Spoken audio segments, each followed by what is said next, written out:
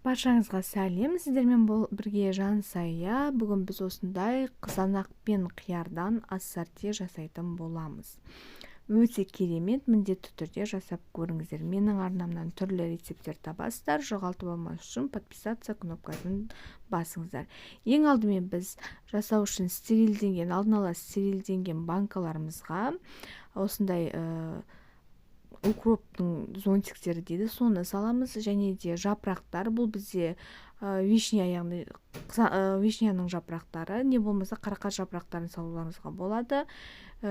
Чесноктар және 4-5 тал қара бұрыш және 2 лавр жапырақтарын саласыздар. Кейін осыған алдын ала 3 сағат бойы суда тұрған, біз суға алдын ала жуып, суға 3 сағатқа қойып қоямыз қиярларымызды.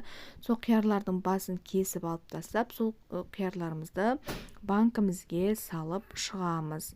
Кейін алдын ала жуылып, тазартылып кептірілген қызанақтарымызды да осыған салып аламыз. Яғни барлығын толтырып, беті толғанша жақсылап тығыздап салуларыңыз керек. Кейін су құйылғаннан кейін ол басылып қалады. Сіздерге тағы бір лайфхак болсын. Біз ыстық суды құймастан бұрын шетіне үлкен ас қасықты қоямыз, банкамыз жарылып кетпес үшін.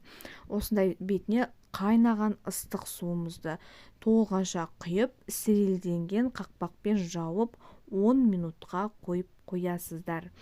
Кейін 10 минуттан кейін оның бетіне осылай судан сүзіп аласыздар.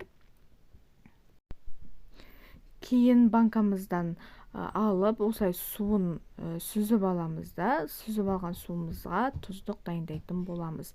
Оны біз орташа отқа, газға қойып, бір банкаға бір ас қасық, менде бұл жерде 2 банка болғандықтан 2 есе көп.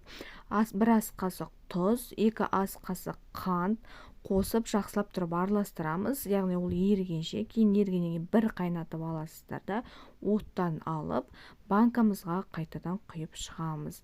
Кейін оның бетін жауып, тағы да 10 минутқа буы шыққанша қойып қоясыздар. Кейін бізде ассорти болғандықтан сіздерге лайфхак болсын, қиярларымыздың кесірінен банкамыз атылып кетпес үшін біз осындай 2 ас қасық арақ не болмаса спирт құясыздар. Кейін бір ас қасық уксусты құясыздар.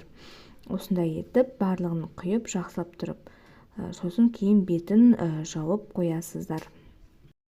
Жапқан банкаларымызды біз міндетті түрде қалың орамалға немесе қалың материалға осылай жақсылап тұрып орап, бір тәулікке қойып қоюымыз қажет. Ол өз жылуымен, яғни өзінің несімен суы қажет. Бір тәуліктен кейін осындай қиярларымыз дайын болды. Бұлар қысқаға дайындалған қиярлар. Міндетті ассорти, яғни бізде қызанақ пен қиярдан міндетті түрде жасап көріңіздер. Менің видеома лайк басуды ұмытпаңыздар.